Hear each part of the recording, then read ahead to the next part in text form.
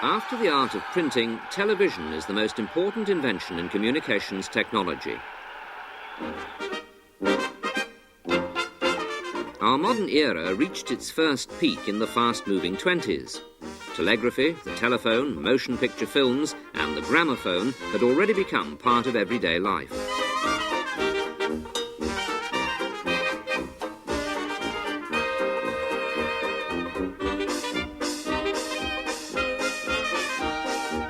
Radio had just emerged on the scene too, and people also wanted to see pictures transmitted along with sound.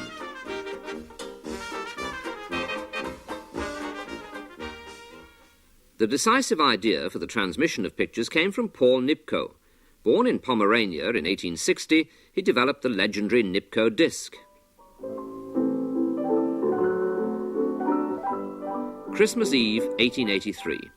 A young student, alone in Berlin, Nipkow was missing his family. He'd have loved to have seen his mother and wished desperately that there was a way of transmitting a picture of her just like the telephone transmitted her voice. Nipkow then developed the foundations for a simple mechanism later named after him, the nipkow disc. In 1884, Nipkow was granted an imperial patent for his invention, the first ever patent in the history of television. But at that time, the technical prerequisites for its implementation were lacking. Only when the electron tube was invented could Nipkow's scanning disc be put into practice. Scottish inventor John Logie Baird worked out that picture transmission could only be achieved through two Nipkow scanning discs rotating at the same speed. He laboriously built his primitive setup from bits of scrap. As early as 1923, he applied for a patent for a mechanical television system that utilized Nipkow's scanning disc. But with no practical success to show for his efforts, Baird was unable to find a sponsor for his ideas. Britain's young electrical industry had a low opinion of his television.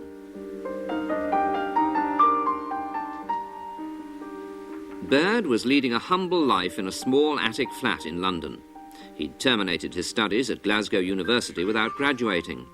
Now, aged 35 and in poor health, Baird had spent years working on his invention, often through the night. He earned a meagre livelihood with casual jobs.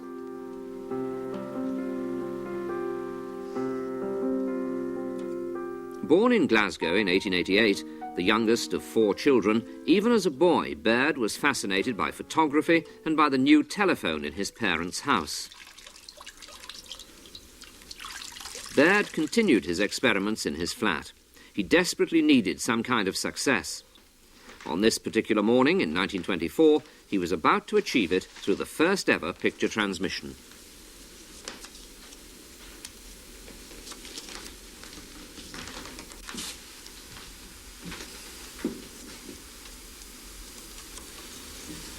Baird's subject was a Maltese cross. A beam of light projected an image of it onto the scanning disc with its small holes arranged in a spiral. Behind the disc was a photoelectric cell which converted the light variations into electrical impulses. The signals passed through an amplifier and fed a neon gas discharge lamp. The flickering lamp emitted its light through an identical punched disc on the receiver side. There, the picture was built up again, line by line, with each revolution. The two identical discs had to rotate at exactly the same speed, but it was this aspect in particular that caused Baird major problems. In the end, however, he was able to synchronize the speed of the two discs through electrical signals. The image of the Maltese cross can be recognized fairly clearly. John Logie Baird thus became the first scientist to put Nipkow's ideas into practice. The age of television had begun. These are original pictures which Baird had stored on old wax records with a technique he also patented. With the help of computer technology, an English amateur scientist succeeded in reconstructing the pictures. In the early years of television, Nipkow's scanning disc was the most important component. The small holes arranged in a spiral broke down a picture line by line and projected the points of light onto a photoelectric cell located behind it. The cell converted the light impulses into electrical voltages which corresponded to the varying degrees of brightness in the picture. In the early years of television, it was mainly films that were scanned. Because of the blurred, unsatisfactory nature of picture transmission, the films had to be shortened and re-edited. This meant that a film suitable for television transmission consisted solely of close-ups. Bird's breakthrough meant that he could at last find sponsors for his idea. His first television, the televisor, appeared on the market in 1928. Broadcasting exhibitions served to introduce the general public to new developments, like the miracle of television. In 1928, at the 5th German Broadcasting Exhibition, Deneš Mihai from Hungary and Professor August Carolus from Germany demonstrated the transmission of simple objects as shadow images, like a pair of scissors, for example. The initial 30 lines soon became 48 and then 90.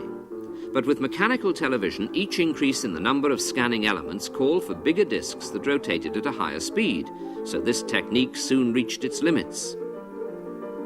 In 1897, German physicist and Nobel Prize winner Carl Ferdinand Braun invented the cathode ray tube, which even today is still the basic element of most TV cameras and receivers. In 1923, an American of Russian extraction, Vladimir Zworykin, used Braun's invention to develop the iconoscope camera tube, a forerunner of the modern television camera. With it, Zworykin achieved the breakthrough to modern, fully electronic television technology. 12 months later, he obtained a patent for a tube for image reproduction. In the picture tube, electromagnets guide a beam of electrons over a screen horizontally and vertically. Lots of individual spots of light appear on the phosphor-coated screen. The brightness of each spot of light depends on the strength of the electron beam. The original picture is formed from the spots line by line.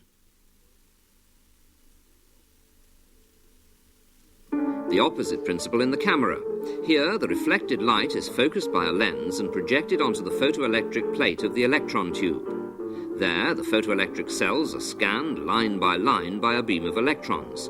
The beam converts the light and dark shades of the object into electrical impulses. The signals are transmitted by radio or cable. An aerial feeds them to the television receiver. One beam of electrons scans the picture, the other reproduces it synchronously 25 times a second. The human eye thus has the illusion of continuous movement. While television pioneers Mihai and Carolus were working on the further development of mechanical television, a young inventor called Manfred von Ardenne was experimenting with an electronic television tube. In 1931, at the Broadcasting Exhibition in Berlin, together with the Loewe Company, he astounded the general public with the first ever electronic transmission of pictures. The era of mechanical television was coming to a close.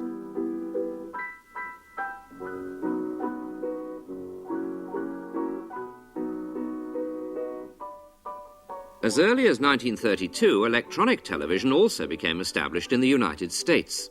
The first home receivers were manufactured in large numbers at an early stage, but because of the high price and the meagre choice of programs, they remained unattractive for private customers. In Germany in 1935, a TV program was transmitted 3 evenings a week. For the live broadcasts, artists had to sit in a small, dark cabin where they were scanned through a little window by a beam of light. From these cabins, it was only possible to transmit upper body pictures. At first, the broadcasts could only be seen in a few public viewing rooms.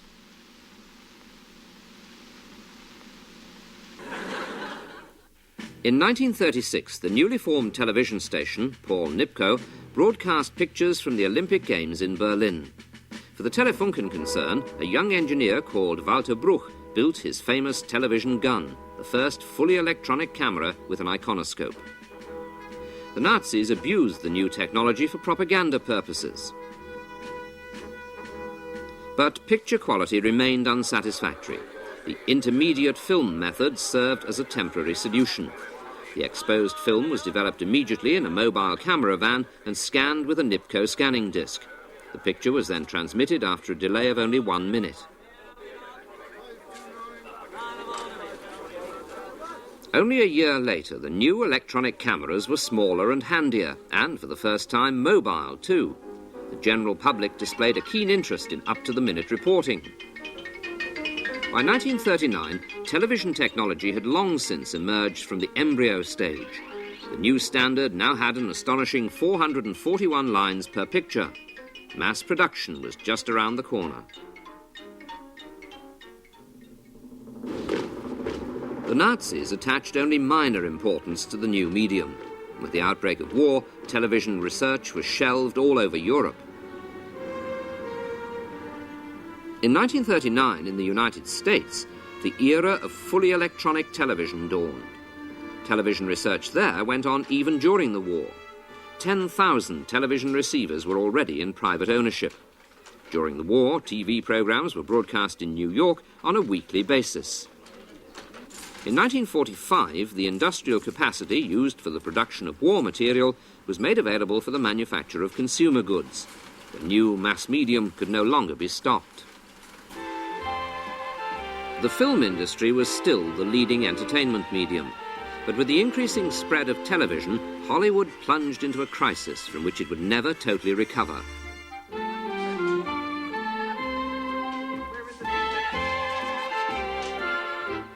As early as 1949, the Radio Corporation of America developed fully electronic color television. Known as NTSC, the system used is still standard in the US and Japan even today. 1955 saw the first live transmission of a baseball game from the east to the west coast. Hundreds of television stations sprang up, forming a dense network throughout the country. The United States became the world's first TV nation. In Europe, television remained black and white. In 1953, the coronation of Queen Elizabeth II was transmitted live in Western Europe, a great technical undertaking. Britain's monarch thus triggered off the first TV boom in post-war Europe. 10 years later, on June the 26th, 1963, millions of viewers worldwide saw the broadcast of John F. Kennedy's famous speech in Berlin. Ich bin ein Berliner. The event was filmed by 40 TV cameras. In July 1969, a worldwide TV audience of more than 500 million saw the pictures of man's first moon landing. Colour television now became established in Europe, too. A colour picture is formed from the three primary colours, red, green and blue. This was the achievement of German television pioneer Walter Bruch. The PAL colour system is based on a further development of the American NTSC system. Most countries in Western Europe use the PAL standard. In the 1960s, the new medium experienced a boom throughout Europe. The young Federal Republic of Germany soon boasted 2 channels. Here, too, the success of the new medium resulted in many cinemas throughout the country having to close down. Since then, the range of programs and the number of television stations has constantly increased. Feature films, thrillers, shows, quizzes. Every evening there's a wide variety of programs to choose from.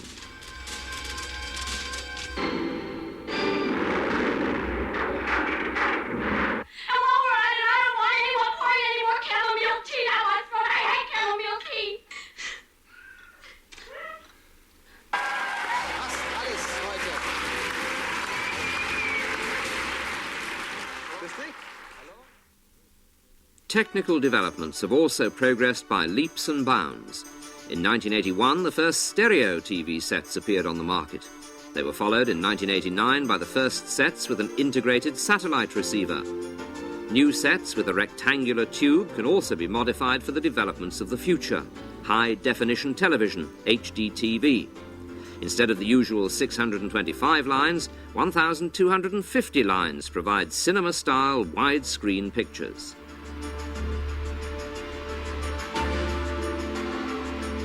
The 20th century has become the television age. Today, public life takes place via the TV screen. The world of television has become reality.